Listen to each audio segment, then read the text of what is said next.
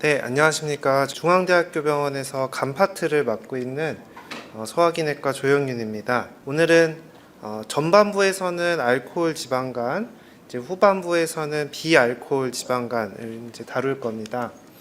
그렇다면 저희가 이제 지방간이란 과연 어떤 걸까요?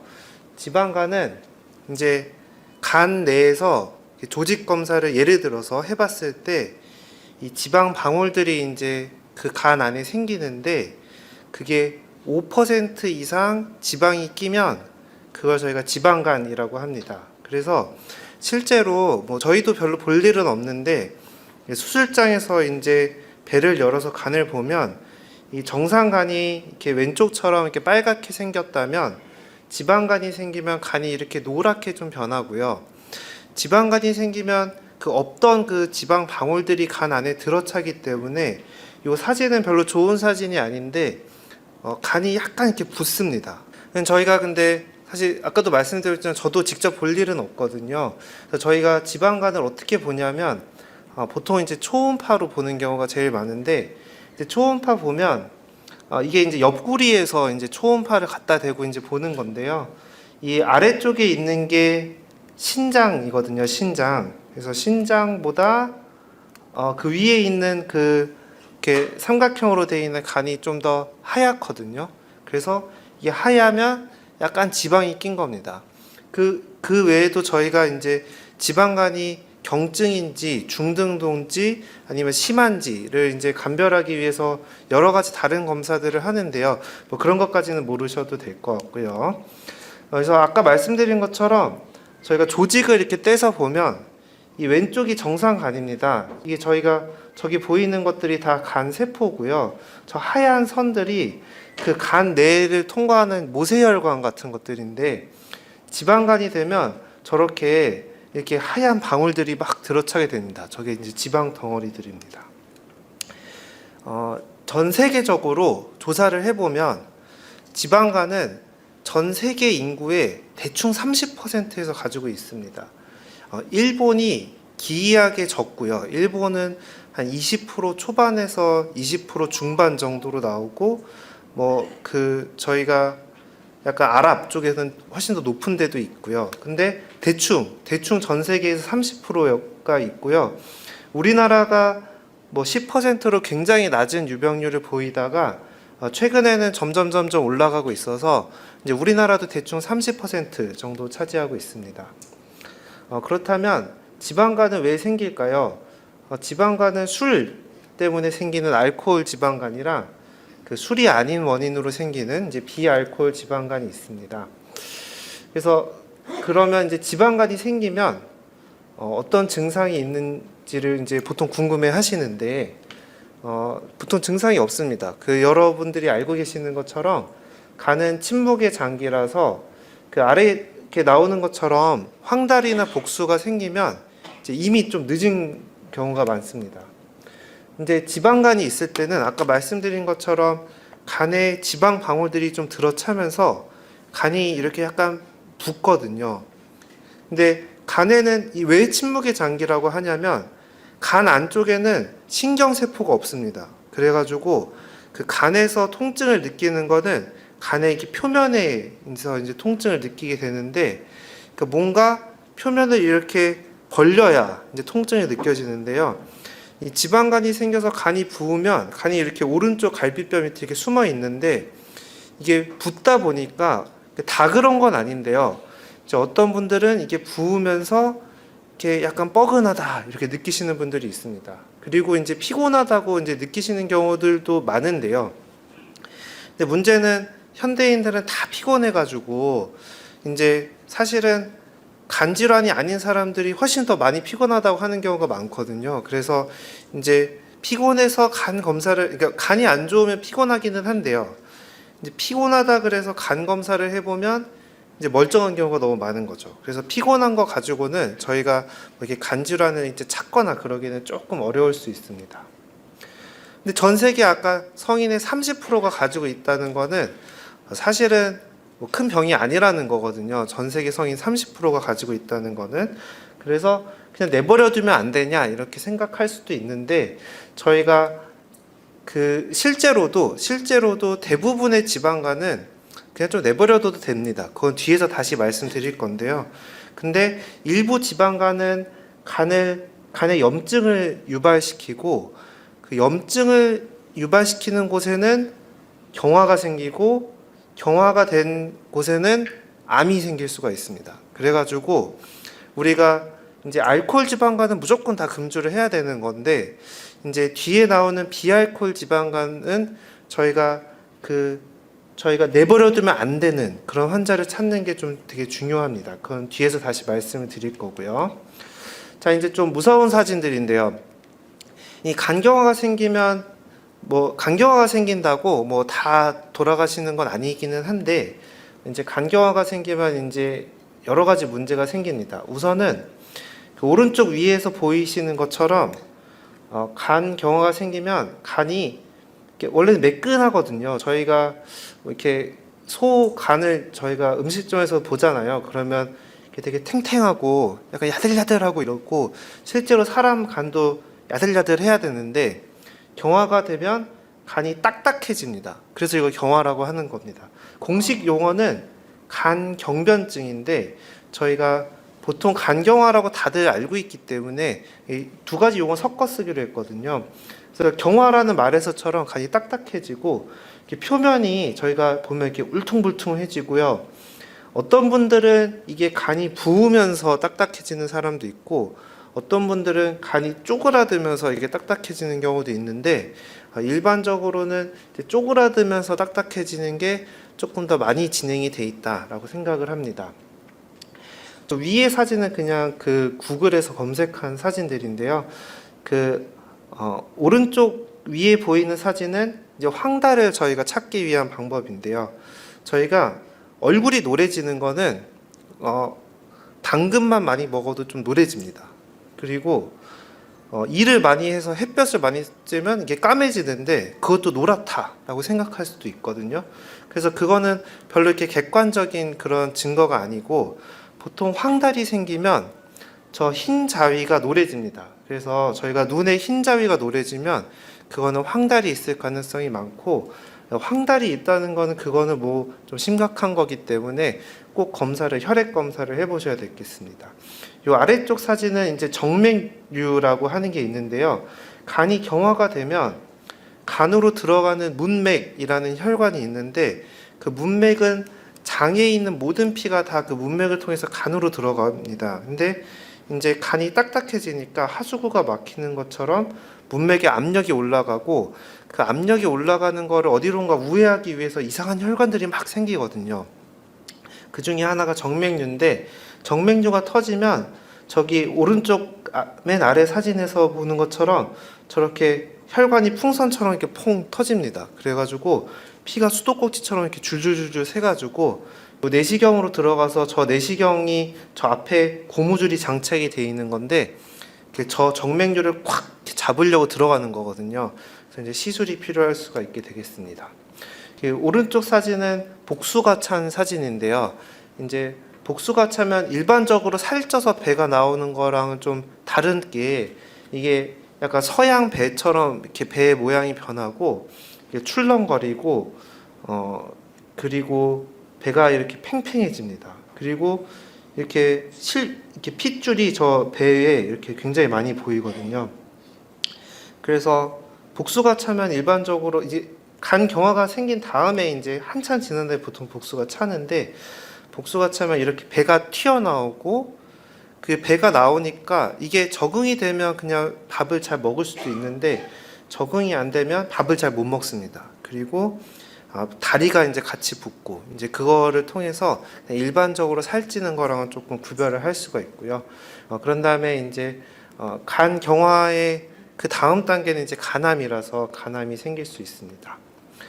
아까 우리 장정인 교수님 말씀해 주신 것처럼 사실은 우리나라 그 간 경화의 주범, 간암의 주범은 비형 간염입니다. 간 알코올이나 비알코올이 아니거든요.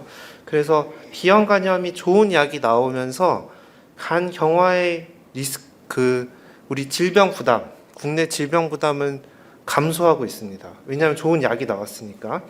그런데 좋은 약이 나와서 그 환자분들이 더 오래 살고 그러다 보니까 더 오래 살면서 그 이제 나이가 많이 들면 결국 그 간암의 위험을 이렇게 피하기는 좀 어려울 수 있거든요. 그래서 간암의 질병 부담은 조금씩 늘어가고 있는 게 현실입니다.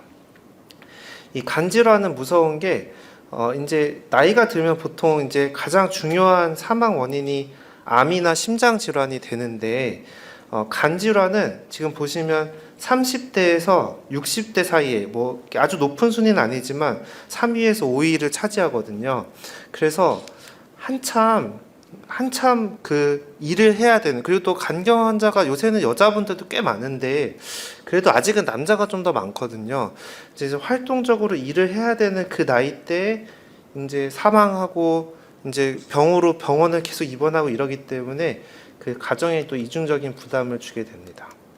그래서 먼저 알코올 간질환 그 환자분의 혈액 검사를 한번 보겠습니다. 우리가 중간에 보면 AST랑 ALT라는 수치가 있습니다. 이게 GOT, GPT랑 똑같은 말인데요. 이게 보통 우리가 간이 안 좋을 때는 ALT가 조금 더 높거든요. 보통은. 물론 이거 되게 이렇게 다양하기는 한데요. 일반적으로는 ALT가 더 높은데 이렇게 술 때문에 올라갈 때는 여기 AST가 좀 더 올라갑니다. 그 아래 보이는 감마 GT가 정상이 남자 같은 경우 대충 한 60 정도 되는데요. 근데 그 다른 간질환 때는 이게 그냥 조금 올라가거든요. 조금 올라가는데 이제 술 먹어서 올라갈 때는 이게 막 엄청 올라갑니다. 그래서 이분은 그 1000까지 올라가는 걸 볼 수가 있습니다. 그러면 근데 이제 도대체 왜 술을 먹는데 지방이 끼냐? 이거는 좀 사실 저도 선뜻 그냥 와닿는 그런 개념은 아니거든요. 그래서 그 알코올이 간을 어떻게 공격하는지를 보면 이 술을 먹으면, 이거 우리 고등학교 때 그 과학 시간에 배웠던 건데, 이 술이 그 알코올 그 디하이드로제네이즈라는 효소에 의해서 아세트알데히드로 바뀝니다. 아세트알데히드로 바뀌고 이게 또 아세테이트로 이제 분해가 되는데, 이 과정에서 이게 이제 독성 물질이기 때문에 이것 때문에 얼굴이 이제 빨개집니다. 저 같은 경우는 이 효소가 없어가지고 소주 한 잔만 마셔도 얼굴이 다 빨개지거든요. 그래서 이 아세트알데히드가 만드는 독소, 그리고 그 아세트알데히드로 분해시키는 과정에서 활성산소가 나오는데 그 활성산소가 결국 독소거든요. 이제 그런 독소가 이 아까도 나온 그 세포인데 저기 간에 쿠퍼 세포라는 게 있거든요. 쿠퍼 세포가 이제 면역력을 담당하는 애인데 얘를 통해 가지고 그 여러 가지 물질들을 이제 내서 간을 망가뜨립니다. 그리고 이 술을 먹으면 이 왼쪽에 있는 게 이제 대장인데요. 그 대장에 있는 벽이 좀 이렇게 넓어집니다. 그러면 그 넓어진 벽을 통해서 독성 물질이 또 아까 그 문맥이라는 혈관이 있거든요. 그래서 장에서 나온 피는 다 다이렉트로 그 간으로 가는데 이 문맥이라는 혈관을 통해서 간으로 가서 또 간을 망가뜨립니다. 그래가지고 술을 먹으면 저렇게 지방간이 생기는 겁니다. 그리고 이게 간만 나빠지게 하는 건 아니고, 아시는 것처럼 술 많이 먹으면 췌장염이 잘 생길 수 있고요. 잠도 잘 안 오고, 이게 막 시너지 효과가 나서 잠이 안 오면 또 술을 먹게 되고, 그래서 이게 막 약간 돌이킬 수 없는 그 나쁜 사이클을 이제 겪게 될 수 있고요. 그 알코올 치매를 포함하여 그 머리가 조금 이제 상해서 인지 기능이 떨어지고 혈압도 올라가고 심장도 안 좋아지게 될 수가 있습니다. 그런데 우리가 80이 넘으셨고 매일 소주 한두 병 마시는데 이제 멀쩡하신 분들도 있거든요, 분명히. 그래서 무슨 소리냐, 술은 해롭지 않다 이러시는 분들도 있고, 그 예전에는 저희가 이제 보니까 프랑스 사람들은 매일 와인을 한두 잔씩 먹는데 오히려 미국 사람보다 더 오래 산다, 이래서 약간 그 프렌치 파라독스 뭐 이런 얘기도 있었거든요. 그래서 사실 저도 되게 궁금합니다. 이게 그 술을 어디까지 마시면 이제 안전한지는 되게 궁금한데요. 결론적으로는 이제 뒤에서 나올 텐데 완전히 안전한 그런 음주는 없지만 그래도 저희가 알코올이랑 비알코올을 나눠야 되잖아요. 그래서 대충 그 남자는 210g, 여자는 140g으로 잡고 있습니다. 이게 얼마냐면 이 양이 남자는 일주일에 소주 대략 3병, 이게 아주 정확한 계산은 아닌데요. 여자는 대략 소주 2병 정도, 맥주로 따지면 남자는 9병, 여자는 대충 6병 정도라고 생각을 하고 있습니다. 근데 이 말이 일주일에 3병까지 마시면 절대 간경화 안 생긴다 이런 얘기는 아니기는 하고요. 왜냐하면 개인별로 차이가 있거든요.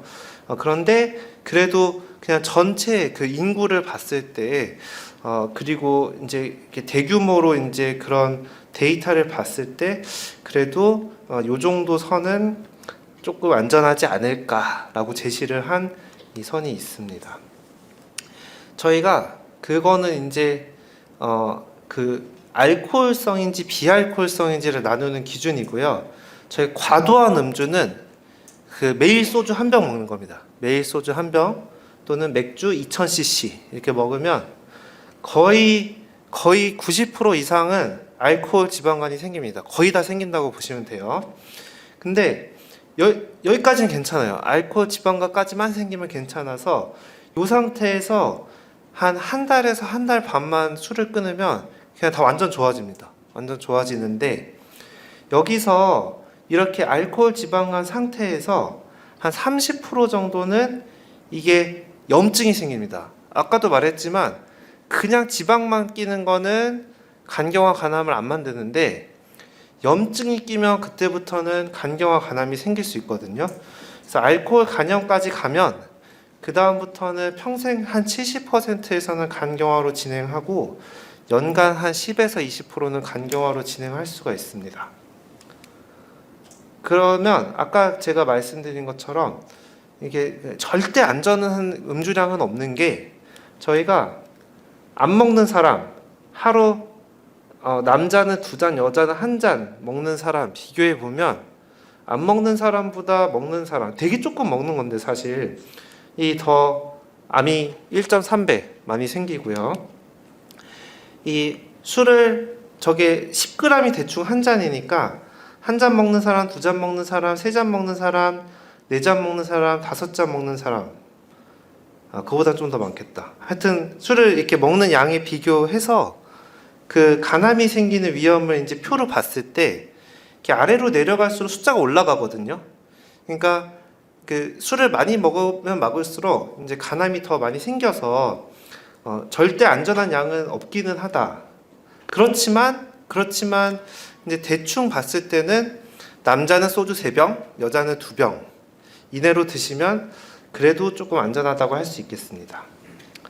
그래서 저도 그게 되게 궁금하기는 해가지고 그 지금 뭐 이렇게 그런 암이 생기는 고 경화가 생기는 데는 뭔가 유전적인 요인과 우리가 환경적인 요인들이 다 좌우할 거라고 생각해서 제가 가끔 외래 오시면 제가 대변을 좀 모아달라고 하는 경우가 있는데 이제 그런 걸로 이제 그 미생물 군집들이 과연 간이 나빠진 사람과 간이 술을 먹는데도 간이 좋은 사람이 과연 어떻게 다른지 보는 그런 연구들을 하고 있는데요. 이게 지금 수십 년간 이 비밀을 다 밝히지를 못했기 때문에 제가 그런 연구를 한다 그래서 완벽하게 비밀을 밝히거나 그럴 수는 없을 거라고 생각하고 있습니다. 뭔가 하여튼 이렇게 나빠지는 사람과 그렇지 않은 사람 간의 차이는 분명히 있기는 할 겁니다. 어쨌든 치료는 금주밖에는 없고요.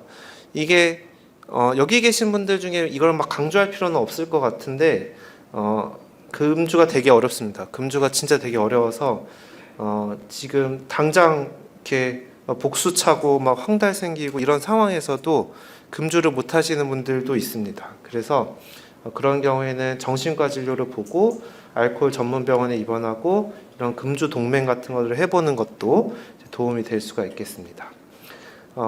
건강한 음주 습관도 사실은 절주 외에는 특별히 방법은 없기는 합니다. 대신에 이게 뭐 이렇게 연구로 이렇게 막 이렇게 확 정립된 그런 내용은 아닌데 저희가 아까도 보면 한 4에서 6주만 간이 쉬면 이게 독소가 다 빠져나가거든요.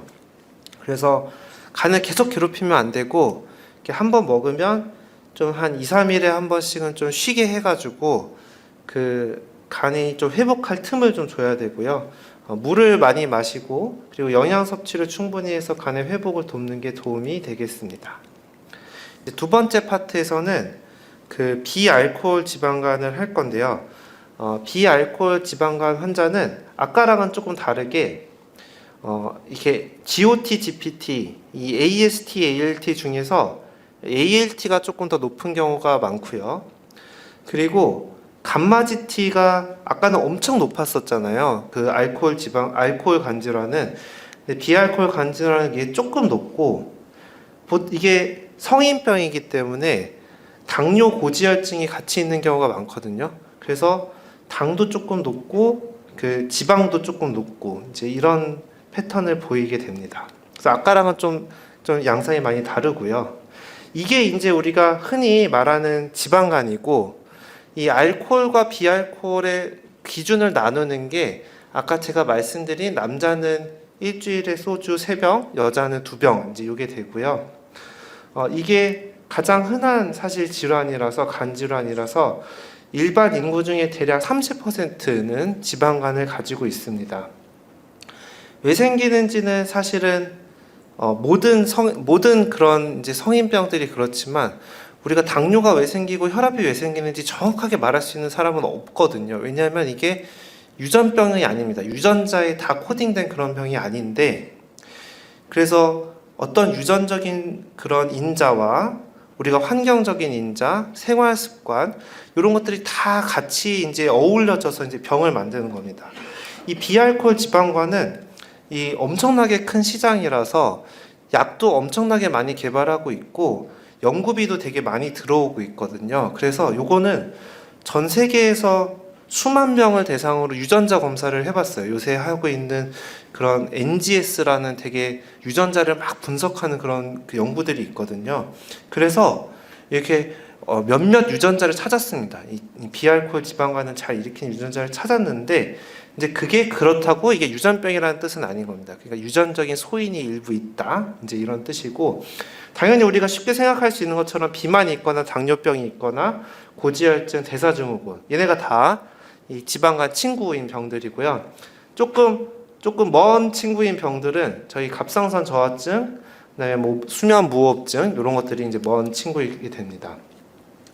아까 말씀드린 것처럼 요 지방간까지만 가면 괜찮거든요. 지방간까지만 가면 괜찮은데 비알코올 지방간염이 되면 이게 요 그림으로 여러분들이 알 수는 없지만 마음의 눈을 뜨고 보면 이 안에 염증 세포들이 막 지금 침투해 들어가고 있고요. 그리고 간 세포가 모양이 지금 좀 변하고 있고요. 그리고 요 그 PT라고 써 있는 데가 문맥이 있는 곳인데 이 문맥을 주변으로 약간 간이 딱딱해지기 시작합니다. 그래서 이 비알코올 지방간염부터 저희가 이제 진짜 병이다 이제 이렇게 생각하실 수가 있는 거고요. 그 문제는 이 비알코올 지방간과 지방간염을 구별하는 그 좋은 도구가 없습니다. 그래서 이걸 알려면 간 조직 검사를 해야 되거든요. 그래서 저희가 지방간 환자 중에 이게 비알코올 지방간염이 한 10에서 20% 정도밖에 없거든요. 그래서 아주 일부 환자분들, 그러니까 좀 위험해 보이는 분들은 저희가 조직 검사해서 이게 지금 나빠지는지 아닌지 한번 보자. 보통 그렇게 얘기를 하고 있습니다. 이게 비만한 환자의 한 70% 정도는 그냥 지방간이 생기고 그 중에 10에서 20% 정도에서는 지방간염이 생기는데 이때부터는 이제 간경화 간암으로 넘어갈 수도 있어가지고 좀 잘 봐야 되고 미국은 바이러스 간염이 잘 없거든요. 미국에 있는 바이러스 간염은 대부분 아시아 사람들이 많습니다. 그래서 미국에서는 간 이식의 두 번째 원인이 요 지방간이 되겠습니다. 진단은 그 아까 제가 영상 보여드린 그런 거 그리고 술 안 먹고 다른 원인이 없을 때 그래서 그 저희가 안 좋다 판단되면 조직 검사까지 고려를 한다 이렇게 알면 되고요. 그래서 이 지방간의 운명을 결정하는 거는 간이 딱딱해지는지 아닌지입니다. 그래가지고 근데 저희가 그 간 조직 검사는 되게 쉽지 않거든요. 제 입장에서도 권고하기가 그렇게 쉽지 않거든요. 그래서 저희가 보통은 이걸 많이 합니다. 이게 전 세계적으로 가장 간을 바늘로 안 찌르고 간이 딱딱한지 아닌지를 알기 위한 좋은 검사가 요 간 섬유화 검사입니다. 현재까지는 물론 기술이 발전하니까 앞으로는 더 좋은 것도 나올 건데요. 지금 현 시점에서 얘가 제일 좋아서 저희도 요거를 지금 많이 하고 있습니다. 간 섬유화 검사라는 걸 하고, 그렇지만 이게 절대적이진 않아서 이 섬유화 점수가 이제 지켜보고 있는데 계속 호전이 없고 좀 이렇게 나빠지는 게 불안해서 지금 현재 상황을 알아야 되거나 아니면 좀 임상시험 같은 거를 좀 좋은 약이 있어서 해보고 싶거나 이제 이러면 조직 검사를 고려를 하게 됩니다. 그래서 치료는 여태까지는 이제 마지막이고요. 이제 거의 다 끝나가는데 치료는 이제 별거 없습니다. 치료는 살 빼고 운동하는 것밖에 없는데요. 저희가 탄수화물이 위험하고요. 과일 이런 달달한 것도 너무 많이 먹으면 위험할 수 있습니다. 식이요법은 에너지 섭취량을 이제 줄여야 되는데 저희가 남자 여자는 이렇게 대충 읽어 보시고 하루에 대충 한 400에서 500 정도를 줄여야 됩니다. 이게 엄청 어려운 게 우리가 밥 한 공기가 꽉 채우면 300kcal거든요. 근데 한 공기 반을 줄여야 되니까 이거는 엄청 어려운 거라서 이렇게 쉽지는 않은데 저희가 밥은 이제 줄이기가 어려운데 이 빵 이렇게 뒤에 보시면 빵도 이렇게 조그만한 거 단팥빵 이런 거 보면 한 300 하거든요. 그리고 과자 같은 것도 이제 칼로리 보면 엄청 높아서 과자나 빵 특히 그러니까 밥보다는 그런 가공된 거, 그러니까 떡으로 만들거나 과자로 만들거나 튀기거나 이런 게 훨씬 안 좋습니다. 그래가지고 이제 그런 걸 줄이면 훨씬 더 살을 잘 뺄 수가 있습니다. 그리고 우리나라 사람은 총 섭취량 중에서 탄수화물이 65%고 서양에 비해서 지방이 낮거든요. 그래서 뭔가 탄수화물 중에서 줄이는 게 좋고요. 그리고 체중을 빼야 되는데 저희가 목표는 그러니까 지방간이 있어서 살을 빼야 되는 사람들의 얘기입니다. 모두 다 그런 건 아니고 지방간이 있어서 살 빼야 되는 사람은 7에서 10%를 빼라 이렇게 얘기를 합니다. 왜냐하면 이게 되게 유명한 체중 감량 피라미드인데요. 이게 영어로 되어 있어서 죄송합니다. 그 위에 빨간색은 뭐라고 써 있는 거냐면 섬유화, 간이 딱딱한 거. 요거는 한 10% 정도 빠져야 좀 좋아지고요. 그 두 번째 있는 거는 아까 제가 말한 그 전체 지방간의 10에서 20%를 차지하는 지방간염을 좋아지게 하려면 한 7% 정도는 빼야 좋아지니까 저희가 보통 한 7에서 10% 정도를 빼야 된다 얘기하고 있습니다. 사람마다 되게 뺄 수 있는 사람이 있고 뺄 수 없는 사람이 있기는 합니다. 지중해식 식단을 하는 게 좋다고 하는데 뭐 사실 그냥 한국식 식단도 지중해식에 비해서 좀 탄수화물이 많아서 그렇지 막 나쁘지 않거든요. 왜냐면 우리 고기 뭐 그렇게 많이 안 먹고 그러잖아요. 빨간 고기보다는 이게 위에 있는 게 나쁜 거거든요.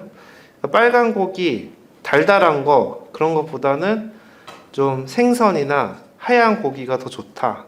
그리고 뭐 올리브 이런 채소 위주로 많이 먹고 해라 이제 이런 것들입니다. 그리고 이제 한참 유행했다가 요새는 약간 좀 뜸한데 좀 간헐적 단식을 하는 게 도움이 됩니다. 그래서 이렇게 매일 6끼를 먹는 것보다는 한 2-3끼를 먹으면서 아침을 먹고 이게 현실적으로는 되게 어려운데 마지막으로 밥을 한 4식에 먹고 그 이후로는 아무것도 안 먹고 그러면 좀 살이 빠지고 인슐린 저항성도 좋아지고 이런다는 거고요.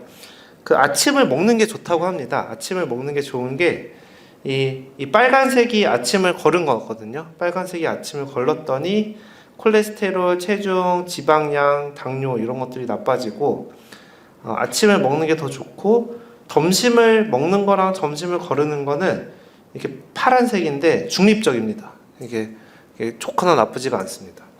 그래서 아침을 먹고 저녁을 4시 전에 먹고 그 다음에 아무것도 안 먹으면 엄청 건강한 식단이라고 합니다. 이게 지키기가 쉽지는 않은데 근데 확실히 이제 어르신분들 중에는 그런 분들이 많지는 않은데 젊은 사람들 중에는 한 끼만 먹는 사람인데 살이 막 너무 찌고 이런 사람들 많거든요. 자기는 많이 안 먹는다고 하는데, 그래서 하루에 한 끼만 먹는 건 좀 좋지는 않습니다.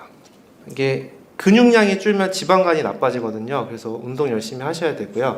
운동은 저희가 지금 테레비 광고에서 저도 얼마 전에 봤는데 7330이라고 있거든요. 그래서 일주일에 3번 30분 이상 이렇게 하면 되는데, 우리가 그냥 걷는 건 운동이 안 되거든요.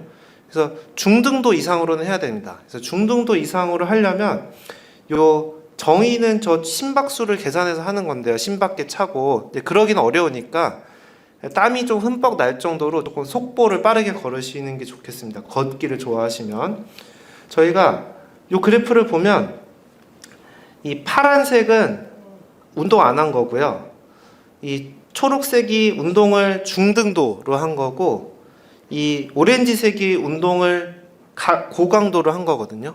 그래서 중등도 강도 이상만 하면 중등도로 하나 막 크로스핏을 하고 막 헬스 PT를 받고 막 이렇게 열심히 하는 거랑 비교해서 큰 차이가 없습니다. 그래서 중등도 강도로만 하면 된다. 그리고 살 빼는 약이나 수술 이런 것도 고려해 볼 수는 있고, 약이 아직 없습니다. 그래서 여러 가지 이런 약들이 이제 개발이 됐는데, 사실 아직까지는 이게 특별히 그 근거가 없어서 지금 새로운 약들을 저희가 많이 개발하고 있고요.